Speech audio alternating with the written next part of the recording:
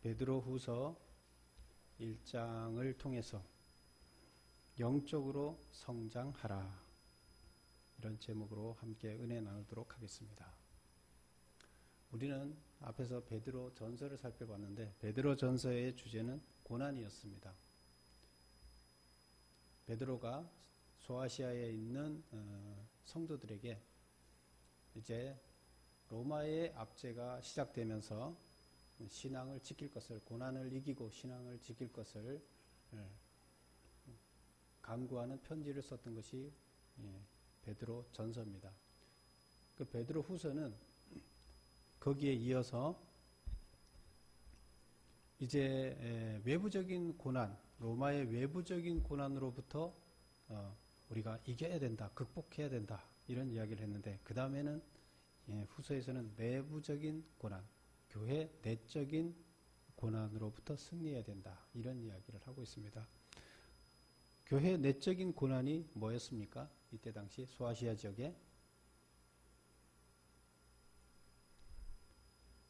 사도 바울 우리 서신을 살펴보면서도 우리가 많이 봤지만 제일 문제는 이단들이었습니다. 영지주의 이단, 그 다음에 유대교적 이단, 이들 이단들이 결국 교회 안에서 예수님을 부인하게 만들고 과거로 다시 돌아가게끔 하는 이런 작업을 계속하고 있었습니다. 다시 말하면 예수님이 오시기 전에 제사장, 예수님이 오시기 전에 말씀을 가르쳤던 사람들이 이제 예수님이 오셔서 새로 만들어진 그 기독교를 부인하고 과거로 돌아가게 하는 일들을 하는 것이 유대교적 기독교죠. 예수님이 오셔서 아니라고 했는데 아니라고 한 거 무시하고 옛날 그대로를 고집하는 것. 그래서 기독교로 개종한 사람들을 원래 유대교로 다시 돌아가야 된다, 과거로 돌아가야 된다, 이렇게 얘기를 하고 있습니다. 예수님이 오셔서 이 독사의 자식들아 하고 심하게 질책을 했죠. 자기도 자기 혼자만 지옥을 가는 것이 아니라 다른 사람들이 천국으로 가는 길을 막고 서서 지옥으로 안내하는 아주 나쁜 자식들이다, 이렇게 얘기를 했었는데 바로 그들이 다시 그 길로 가라고 얘기를 하는 겁니다. 그리고 영지주의는 우리가 앞에서 봤지만, 그 전에 살펴봤지만, 이단 헬라주의에서, 헬라식 사고 방식에서 나타난 종교였죠. 그래서 잘못된 것이었죠. 근데 그런 것들이 지금 교회 안에 들어와서 마치 기독교의 본질인 것처럼 이야기하고 있습니다.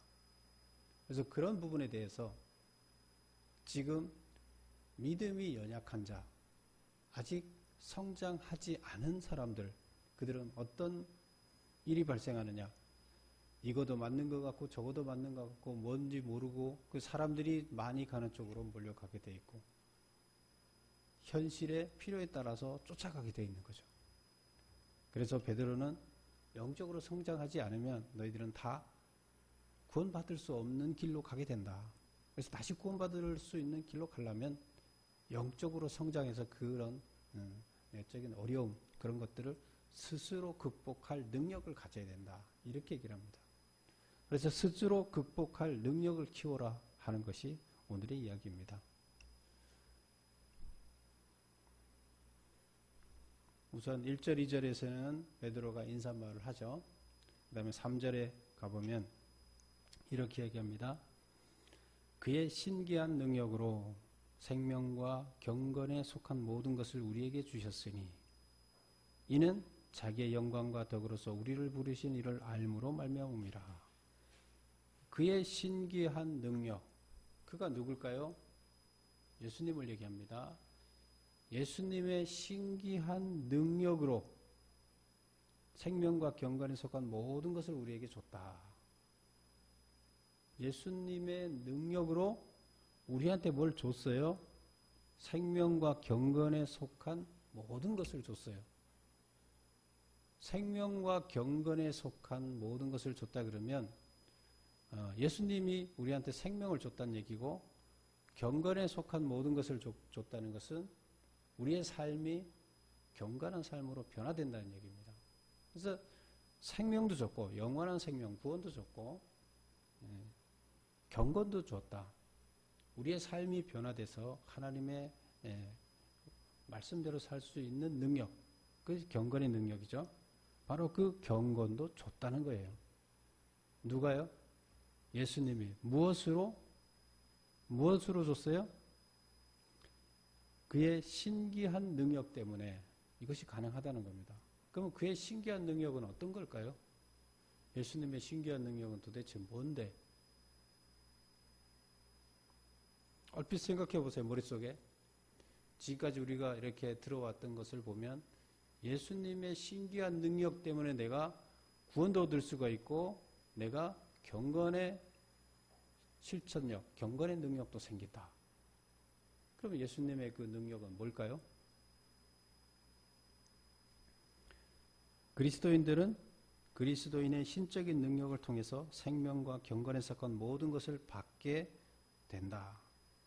신령한 능력이란 희한한 능력을 뜻하는 것이 아니다. 그럼 뭘까? 전능하신 하나님의 신적인 능력을 말한다. 그래서 어떤 희한한 능력이라는 것은 사람들의 눈을 현혹하는 초자연적인 현상을 얘기합니다. 그래서 어떤 초자연적인 능력을 통해서 우리를 변화시키지 않느냐. 우리는 가만히 있고 초자연적인 능력을 발휘해서 우리를 변화시켜 주느냐. 성경은 어디에서도 그렇게 얘기를 하지 않습니다. 그것들은 다 마귀입니다. 성경에도 귀신 들린 자들이 많이 나옵니다. 귀신 들린 자들이 하나님의 이름으로 귀신을 내쫓는 식으로 흉내를 내기도 합니다. 그런데 그것들은 바로 희한한 능력들이에요. 이상한 능력들이에요. 초자연적인 능력으로 사람의 눈을 현혹하는 거예요. 하나님은 우리를 그렇게 만들지 않았어요. 그것들은 마귀들이 마치 자기가 하나님인 양 나타내려고 하는 현혹입니다. 근데 우리는 그렇게 보면서 능력을 행하네? 그러면 맞네? 진짜네? 이렇게 생각을 하는데 아닙니다. 그래서 그런 능력을 얘기하는 것이 아니라는 거예요. 그럼 어떤 능력이에요? 희한한 능력을 뜻하는 것이 아니라 전능하신 하나님의 신적인 능력. 예수님인데 예수님이 인간으로 오셨잖아요. 그런데 예수님이 하나님의 신적인 능력을 갖고 계시다. 이런 뜻이에요. 하나님이 신적인 능력. 결국 예수님이 인간으로 오셨지만 그분이 하나님이라는 얘기예요. 그래서 앞에서 우리가 봤듯이 우리가 새롭게 거듭나는 것은 뭘로 거듭납니까? 초능력, 초자연적인 현상을 우리한테 가해서 우리가 일어납니까? 아닙니다. 그것은 마귀들이 하는 짓이라 그랬죠. 그러면 예수님은 거듭난다는 것은 하나님의 영, 성령님이 우리한테 오셔서 우리를 깨닫게 해주고 알게 해주고 가르쳐줘서 우리가 거기에 그 뜻을 받아들이고 수용을 해서 하나가 될 때 우리는 집이 되고 하나님이 거하는 집이 되고 하나님의 영, 성령님께서 내 안에 계실 때 이것이 뭐예요? 온전한 세례라 그랬어요. 나의 과거는 죽고 새로운 사람으로 거듭났어요. 이것이 바로 하나님의 신적인 능력입니다. 하나님이 나를 변화시킨 거에 그냥 가만히 있는데 변화시켰어요? 아니에요. 하나님이 나는 아무것도 안 했는데 나한테 뭘 막 알게 해줘서 뭘 미리 보게 해주고 뭘 깨닫게 해주고 막 이상한 현상으로 눈을 현혹하는 이런 일을 했습니까? 안 했습니다. 그냥 성령님이 내 안에 들어오셔서 내 영을 인도하는 일만 하십니다. 근데 거기에 응답해서 하나님과 내가 합일이 될 때, 같이 새롭게 거듭날 때, 그것을 얘기합니다. 바로 예수님의 그런 능력 때문에 우리는 어떻게 된다? 경건의 능력을 회복한다. 이런 얘기가 되겠습니다. 3절 앞에 보면 다시 한번 보면 그의 신기한 능력으로 생명과 경건에 속한 모든 것을 우리에게 주셨으니 이는 자기의 영광과 덕으로 우리를 부르신 이를 알므로 말미암음이라. 주셨으니 거기까지 설명을 했죠. 이는 자기의 영광과 덕으로서 우리를 부르신 이를 알므로. 우리를 부르신 이가 누구예요? 예수님. 부르신 이를 알므로 말미암음이라. 예수님을 알므로 인해서 시작된다는 거예요. 이것이. 그래서 우리가 구원을 얻는 것이나 우리가 경건한 사람으로 변하는 것이나 이것은 모두 예수님을 알므로 그의 능력에 의해서 가능하다. 결국 성령의 역사하심을 통해서 가능하다 얘기를 하고 있습니다. 다시 말하면 예수님이 주시는 성령의 능력을 통해서 우리가 경건한 사람으로 회복될 수 있다. 이렇게 얘기를 하는 겁니다. 그 다음에 4절을 한번 볼까요? 이로써 그 보배롭고 지극히 큰 약속을 우리에게 주사 이 약속으로 말미암아 너희가 정욕 때문에 세상에서 썩어질 것을 피하여 신성한 성품에 참여하는 자가 되게 하려 하셨느니라. 이 보배롭고 지극히 큰 약속이라는 게 뭘까요? 앞에서 얘기한 생명이에요. 구원이에요. 생명, 구원. 이 보배롭고 지극히 큰 약속을 우리에게 주사. 약속을 했어요. 우리를 구원해주는 약속을 했어요. 이렇게 하면 내가 너희들을 구원해주겠다. 내가 십자가를 지고 너희 죄를 지고 죽은 것을 너희가 믿게 되면 너희는 구원을 얻게 될 것이다. 약속을 한 거잖아요. 어떻게 하면 어떻게 해주겠다. 성경은 항상 어떻게 하면 어떻게 된다 이렇게 얘기를 합니다. 내가 어떻게 하면 어떻게 된다 이렇게 얘기를 하지 가만히 있는데 어떻게 된다 이렇게 얘기하지 않습니다. 아무것도 안 해도 너는 구원받는다 이런 얘기 절대 하지 않습니다. 그래서 여기서 보면 보배롭고 큰 약속을 우리에게 주사 이 약속으로 말미암아 너희가 정욕 때문에 세상에 썩어질 것을 피하여 약속 때문에 어떻게 되느냐? 세상에서 썩어질 것을 피할 수가 있다. 그 다음에 신성한 성품에 참여하는 자가 될 수 있다. 뭐 때문에요? 약속 때문에. 약속이라는 게 어떤 약속이요? 구원에 대한 약속. 여러분 구원이 없다 그러면 소망이 없잖아요. 암담하잖아요. 뭐 요즘 청년 실업이 늘어나고 청년들이 어떻게 할 소망이 없다. 뭐 이렇게 얘기를 하는데요. 자기가 뭘 어떻게 해갖고 할 수 있는 게 이루어지지가 않는다. 그럼 아무리 노력해도 안 되니까 뭐예요? 소망이 없다. 이렇게 얘기를 하죠. 사람이 어떻게 해서 될 소망이 없는 것처럼 비참한 건 없습니다. 암담한 거죠. 어떻게 해도 안 돼요. 어떻게 해도 살아날 방법이 없다고 해서 죽는다 생각해 보세요. 얼마나 암담해요.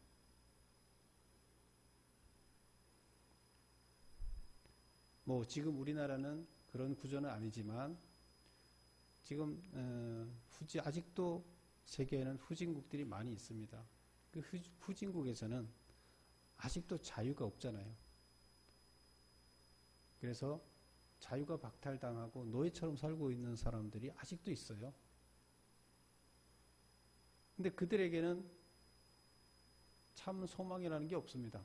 뭐 자기가 어떻게 한다고 해서 자유인이 될 수 있는 것도 아니고 어떻게 노력한다고 해서 굶어 죽지 않고 잘 살 수 있다는 보장도 없고 희망이 없어요.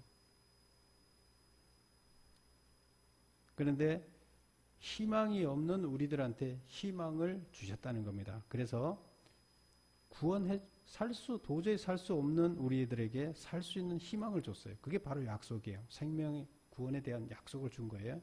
그래서 그거로 말미암아서 우리는 세상의 약한 것, 썩어질 것을 위해서 우리가 그런 것들을 바라보고 살았는데 이제 그것들을 이겨내고 물리칠 수 있는 힘이 생겨요. 구원이라는 소망 때문에. 내가 이거 물리치면 내가 지금까지 나쁜 짓 하면서 살아왔는데 이거 나쁜 짓 안 하고 뭐 내가 지금까지 마약을 하면서 살았는데 마약을 안 하고 이렇게 하면 구원받을 수 있다는 확신 때문에 그런 것을 하나씩 끊어갈 수 있는 힘이 된다는 거예요. 그 다음에 썩어질 것을 피하고 신성한 성품에 참여하는 자가 된다는 겁니다. 약속 때문에 신성한 성품이라는 것은 우리가 변해서 경건하게 되는 거죠. 그래서 하나님께서 원하시는 사람으로 바뀌어 나가는데 그게 우리를 구원한다는 약속 때문에 가능하다는 겁니다. 그 다음에 5절을 보면 그러므로 너희가 더욱 힘써 너희 믿음의 덕에서 지식을, 지식에서 절제를, 절제에서 인내를, 인내에서 경건을, 경건에서 형제 우애를, 형제 우애에서 사랑을 더하라. 더욱 힘써서 경건의 일을 행하라. 이런 거예요. 근데 그 경건의 내용들이 쭉 나와 있습니다. 우리가 영적인 성장을 하기 위해서는 영적으로 성장됐다는 것은 바로 이런 것들이 이루어졌을 때 영적인 성장이 이루어진 거예요. 이런 것들이 나한테서 이루어지면 영적인 성장이 이루어지는 건데 지금 거기서 하나씩 나열하고 있습니다. 제일 처음에 뭘로 시작해요? 시작이 뭐죠? 5절에 너희 믿음의 덕을 끝나는 것은 7절에 끝나는 것이 뭐예요? 사랑을 더하라. 그래서 여기서 뭐 지식의 절제를 이런 얘기는 플러스예요. 믿음의 덕 플러스 지식 플러스 절제 플러스 인내 플러스 이렇게 다 해요. 여러 가지 다 합쳐서 이렇게 하나하나씩 추가되어야 된다는 얘기예요. 우리가 경건의 삶을 살려면 제일 처음에 뭘로 시작한다고요? 믿음. 하나님에 대한 믿음이 없이는 우리가 경건의 생활을 할 수 없다는 겁니다. 우리가 정말로 경건의 삶을 사는 사람이라면 우리가 어디에 도달해야 되느냐? 사랑에 도달해야 된다는 겁니다. 왜요? 여러분 스스로를 한번 평가해 보세요. 내가 정말로 영적으로 성장된 사람인가? 하나님 보시기에 영적으로 성장됐다고 봐줄 것인가? 하나님이 자기 자신을 한번 평가를 해보세요.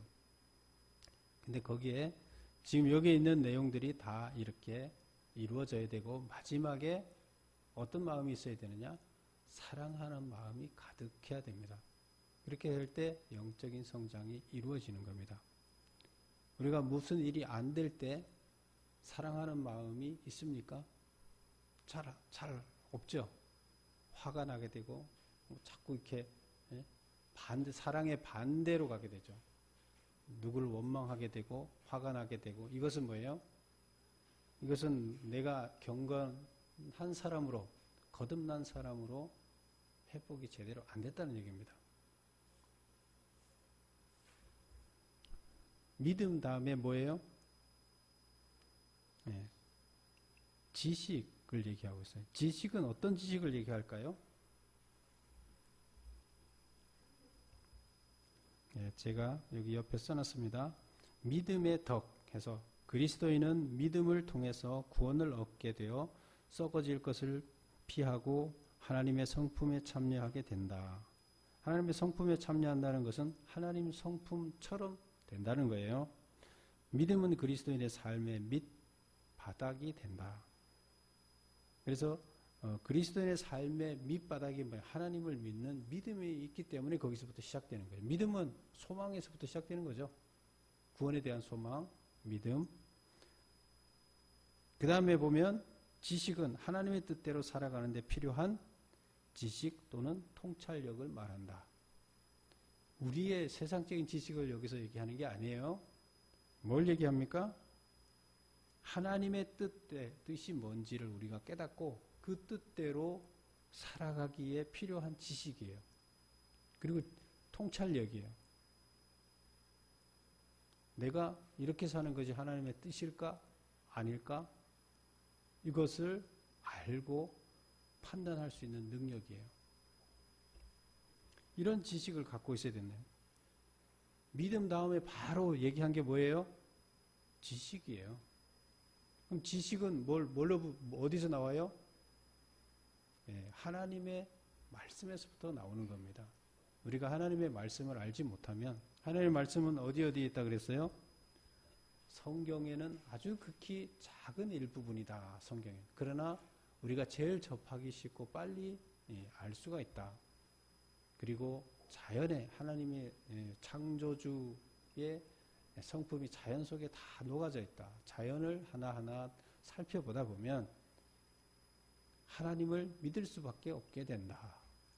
또 뭐에 들어있다?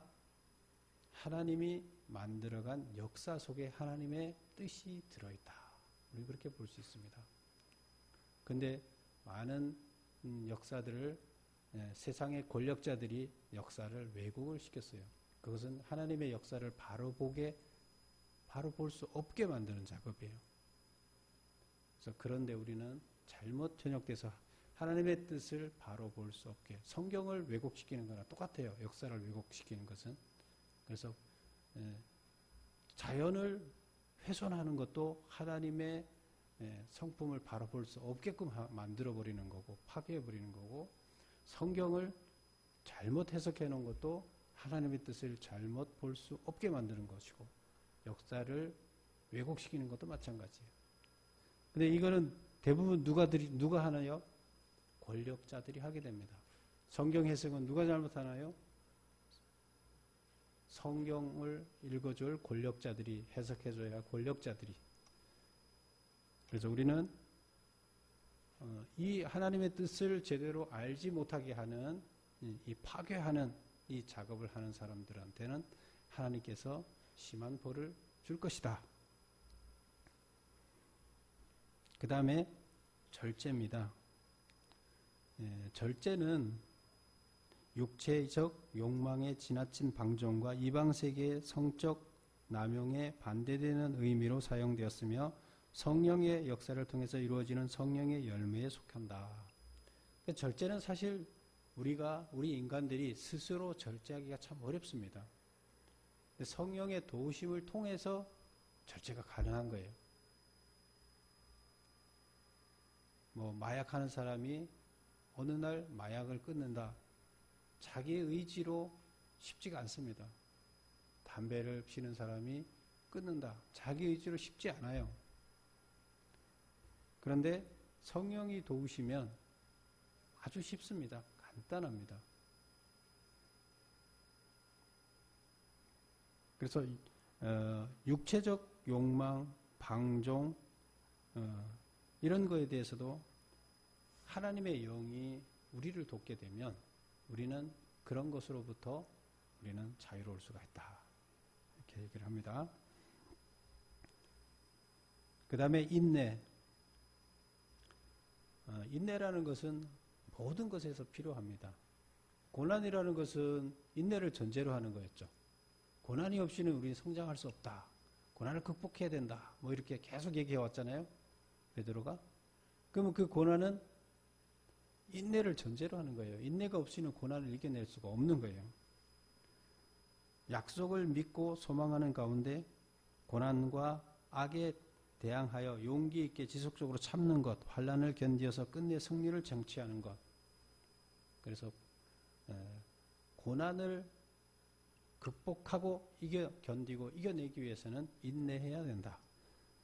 다음에 경건, 하나님의 뜻에 부합하는 도덕적 생활 방법.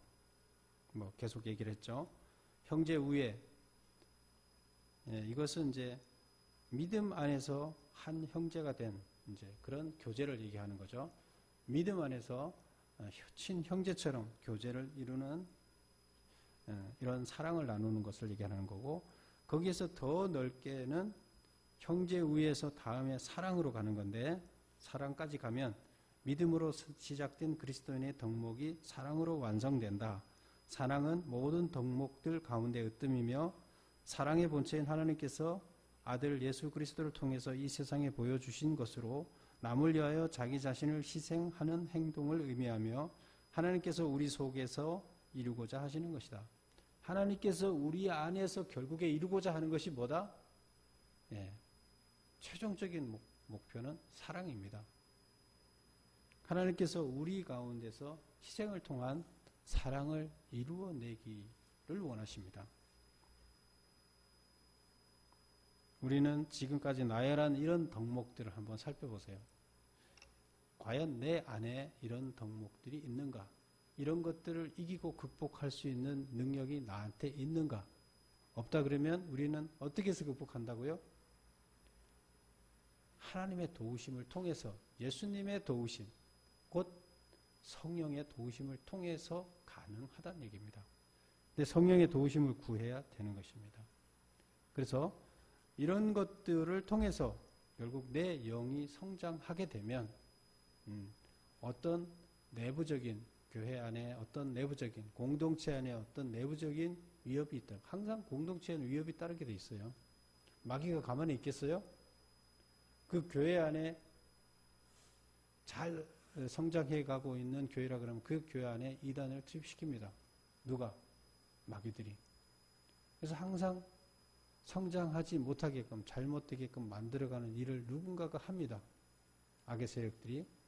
근데 그거는 로마 시대만 있는 게 아니다. 오늘날도 눈에 보이지는 않지만 더 많은 악한 것들이 우리를 계속 다른 곳으로 내몰고 있죠.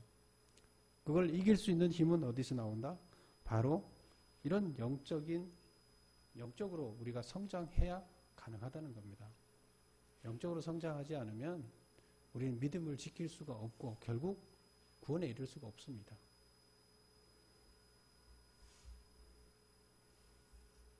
그리스도를 아는 지식에 앞서 언급한 덕목들의 근원이라고 주장한다. 그리스도를 아는 지식에 앞서 언급한 덕목들의 근원이라고 주장한다. 왜인가?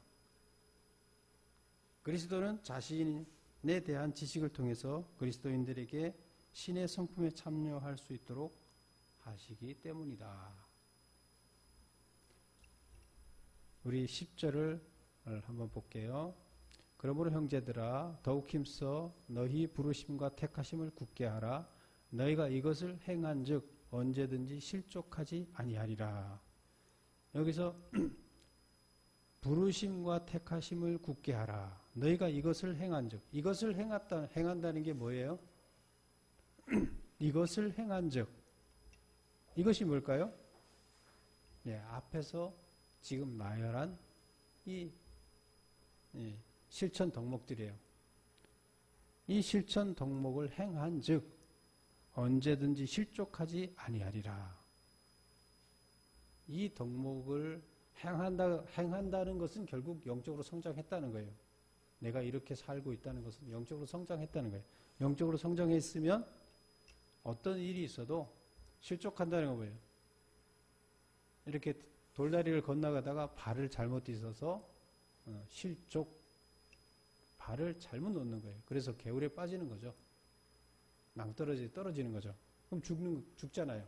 근데 그러지 않게끔, 실족하지 않게끔 한다는 거예요. 11절 이와 같이 우리 주 곧 구주 예수 그리스도의 영원한 나라에 들어감을 넉넉히 너희에게 주시리라. 어떻게 하면? 영적으로 성장을 해서 이런 덕목들이 내가 실천이 된다 그러면 내가 천국 들어가는데 넉넉하게 들어간다. 간신히 들어가는 게 아니고 넉넉하게 들어갈 수 있다. 이렇게 얘기를 합니다. 여러분은 모두 베드로가 얘기하는 이런 영적인 성장을 이루시기 바랍니다. 이루어야 됩니다. 그래야 우리는 끝까지 승리할 수가 있습니다. 그렇지 않으면 반드시 어느 순간에 넘어지게 됩니다. 마귀들의 전략은 뭡니까? 교회 가는 건 놔둬라. 어느 날 넘어뜨리면 된다. 뭐 고민하느냐 이제 그런 식이에요. 언젠간 넘어질 것인데 뭘 고민하느냐. 열심히 교회 간다. 놔둬라. 언젠간 내가 넘어뜨릴 거니까. 우리는 거기 계속 당하고 있어요. 근데 언제든지 넘어지지 않으려면, 실족하지 않으려면 어떻게 된다? 계속 경건의 삶을 살게 되면 영적으로 성장해서 경건의 삶을 살게 되면 우리는 시험에 넘어가지 않고 넉넉하게 구원을 이룰 수 있다. 이렇게 얘기를 하고 있습니다. 기도하겠습니다. 사랑의 아버지 하나님, 오늘